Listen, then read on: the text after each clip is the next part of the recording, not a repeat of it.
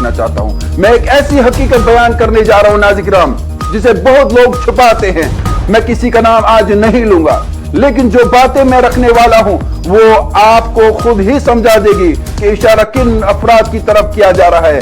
कुछ मखसूस बिजनेसमैन और बड़े होटलों के मालिक जिनका किरदार बरसों से सवालों में है। 2016 का वो पोशीदा किरदार, जी हां, 2016 में जब कश्मीर में शदीद बहरान से गुजर रहा था, उसी वक्त कुछ लोग जिनमें चंद मखसूस कारोबारी शख्सियत, कुछ सियासतदान और एक मारूफ होटलियर भी शामिल था, बजाय तो कारोबार चला रहे थे, लेकिन पस मंजर में खुफिया रवाबित, मीटिंगें और माली सपोर्ट जारी थी। दिन में कारोबार, रात में रवाबित, दिन में वो मासूमियत, रात में हिदायत, दिन में कामयाब शख्सियत, रात में मनसूबाबंदी। तहकीकात और जमीनी हकायक इस तरफ इशारा करते हैं कि इन अफराद ने फंडिंग, राब्तों, सरगर्मियों के जरिए हालात को बिगाड़ने में किरदार अदा किया। ये बात उस वक्त भी जेर बहस थी और आज भी लोग यही सवाल पूछते हैं कि वो बार बार किन मकामात पर जाकर किसके साथ मुलाकातें करते हैं, वफादारी किसके साथ थी। यहां भी एक अहम नुक्ता सामने आता है। कुछ कारोबारी शख्सियत, खासतौर पर एक बड़े होटलियर, सियासतदान क्यों और कैसे एक सियासी खानदान के लिए इस कदर सरगर्म हुए। एक ऐसी बरती जो आज भी तनाजा बनी हुई है, इसमें उन अफराद का असर क्यों दिखाई देता है। ये महज कारोबार या ताल्लुकात नहीं थे, ये एक वाजिया वफादारी का हिस्सा था जिसने पूरे निजाम में सवालात पैदा किए। दो चेहरे, अवामी और खुफिया, और उन फर्द के दो अलग चेहरे नुमाया थे। एक चेहरा जो अवाम में शरीफ इंसान, साफ सुथरा कारोबारी और बड़े होटलों का मालिक दिखाई देता था, और दूसरा चेहरा जो अंदरूनी रवाबित, खुफिया मीटिंगों और हसास सरगर्मियों से जुड़ा हुआ नजर आता था। यह सवाल आज भी खड़ा है, क्या ये लोग वाकई अमन पसंद है? क्या ये एक बड़े नेटवर्क की खामोश सपोर्ट का हिस्सा नहीं है? आज की सूरत हाल, वक्त बदला, हुकूमत बदली, मगर इन्हीं चंद कारोबारी शख्सियत और एक बड़े होटलियर ने अब हुकूमत से इज्जत, सहूलियतें और असर और रसूख मांगना शुरू कर दिया। जवान आज भी कह रहा है कि जिस तरह से 370 के बाद तरक्की हुई है, अमन का गहवारा कश्मीर बना है, जिस तरह से वजीर आजम से लेकर लेफ्टिनेंट गवर्नर मनोज सिन्हा ने कश्मीर में नौजवानों को राह दिखाई है, वो उस राह को आगे बढ़ाना चाहते हैं। लेकिन सवाल यह है, आज नाज़रीन हमारा सवाल है, सवाल सीधा, और इस सवाल पर हम आज बात करेंगे। क्या उनसे सवाल नहीं पूछे जाएगा? क्या उनसे ये बात नहीं पूछी जाएगी जिन्होंने कश्मीर को आग में धकेला? क्या उनसे सवाल नहीं पूछा जाएगा जिन्होंने कश्मीर में शूरी फराई? क्या उनसे सवाल नहीं पूछा जाएगा जिन्होंने कश्मीरी नौजवानों के खून पे पैसा कमाया? क्या उनसे ये सवाल नहीं पूछा जाएगा जिन्होंने 2016 में 8 नवंबर 2016 में दिन के 11 बजे एक खास मीटिंग की? आज 2016 हमें क्यों याद आया? आप ये पूछना चाहेंगे। हाँ, हमें याद आएगा क्योंकि हमने एक नस्ल खो दी है। हमें याद आया क्योंकि आज भी दहशतगर्दी की कोशिश की जा रही है। हमें याद आया क्योंकि हम चाहते हैं कि हमारी नौजवान नस्ल फिर से कहीं गलत राह पे न जाए।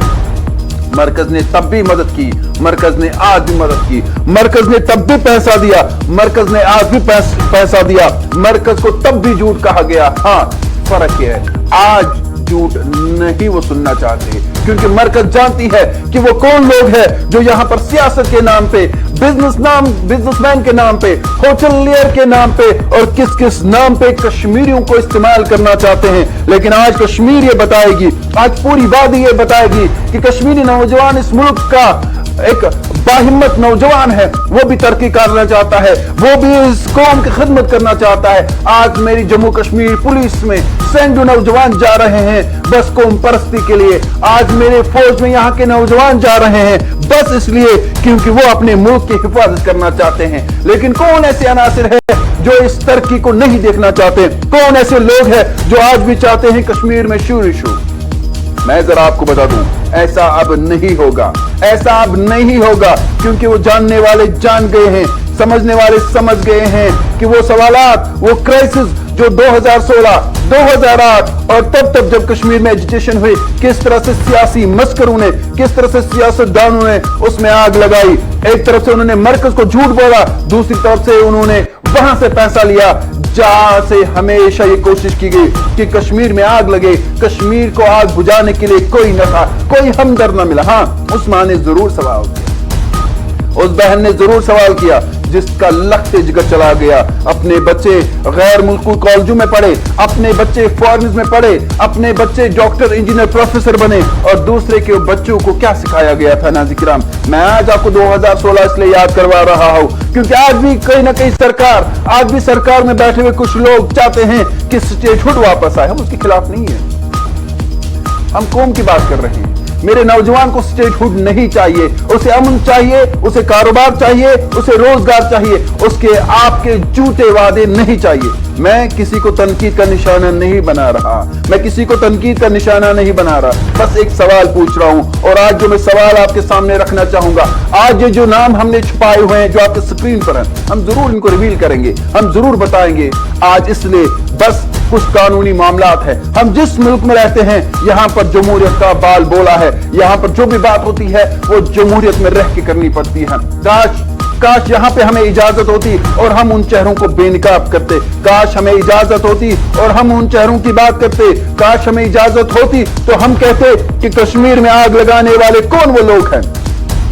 آپ کو میں آج ذرا ناظرین بتا دوں, 2016 پھر سے جن لوگوں کو یاد نہیں ہے, ان اخباروں کے پنے پڑے, ان ٹی وی چینلز کی ہیڈ لائنز دیکھے کہ کن لوگوں نے کشمیر میں آگ لگائی. وہ لوگ آج بھی چاہتے ہیں کہ کشمیر میں کسی نہ کسی طرح سے انہیں ریاست کا درجہ ملے اور وہ کہیں نہ کہیں کشمیر میں اس طرح کے حالات پیدا کرے. لیکن مرکز جانتی ہے, دلی جانتی ہے کہ انہیں نوجوانوں کے لیے کام کرنا ہے. سرکار جانتی ہے کہ ان کے لیے جو پریورٹی ہے وہ یہاں کی نوجوان ہے, اور اس نوجوان نے جو سہا ہے, جو برداشت کیا ہے, جو اس نے تکلیفیں اٹھائی ہے, اب وہ اٹھانے کے لیے تیار نہیں ہے. میں سوال پوچھنا چاہوں گا اس سرکار سے جو آج بار بار یہ سوال پوچھ رہی ہے, جو بار بار کہہ رہی ہے کہ ریاست کا درجہ دیا جائے. ہاں سے ریاست کا درجہ دیا جائے, اس میں کوئی شک نہیں ہے. ریاست کا درجہ ریاست کے لوگوں کا حق ہے, لیکن میرے نوجوان سے بھی پوچھا چاہیے اسے کیا چاہیے. میرے نوجوان سے بھی پوچھا جائے اسے کیا چاہیے. کیا اسے ریاست کا درجہ چاہیے یا اسے امن چاہیے؟ اسے کیا چاہیے ذرا اس سے پوچھ لے. اسے امن چاہیے, اسے پیس چاہیے. اور اس نوجوان سے پوچھے جو آج بھی روزگار کے لیے تڑپ رہا ہے, وہ آج بھی پوچھ رہا ہے, اور کچھ عناصر آج بھی جھوٹے وعد, جھوٹے خواب دکھا کر ہمارے نوجوانوں کے ساتھ کھیل رہے ہیں, ان کا مستقبل تاریخ کرنے کی کوشش کر رہے ہیں. لیکن ناظرین آپ یاد رکھیں, ایسا اب نہیں ہوگا, کیونکہ سمجھنے والے سمجھ چکے ہیں, ہماری مرکزی سرکار سمجھ چکی ہے کہ اب اس قوم کے لیے ہمیں اس نوجوان کی راہ آگے بڑھانی ہے. ہمیں اس نوجوان کے لیے کام کرنا ہے, اس نوجوان کے لیے جس نے اپنی جان دی ہے. ناظرین اب آپ پوچھیں کہ سوال کیا ہے. اب مدعے پہ آتے ہیں, اور اس مدعے پہ آنے سے پہلے میں ذرا آپ کو بتا دوں کہ سب پوچھتے ہیں, سب سوال کرتے ہیں, لیکن میرا جو آج کا سوال ہے وہ میں آپ کے سامنے